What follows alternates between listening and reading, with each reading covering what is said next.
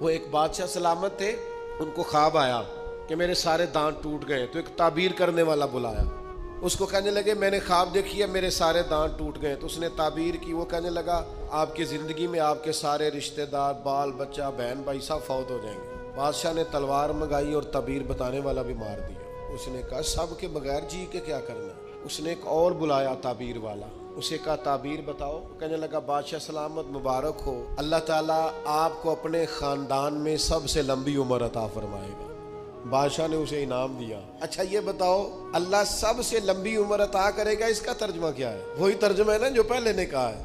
اس نے کیا کہا ہے؟ سارے مر جائیں۔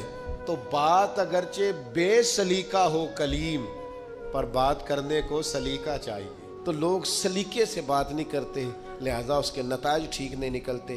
اپنے ہی بچوں سے بات کریں، اپنے ہی شاگردوں سے کریں، پر ذرا سلیقے سے کریں۔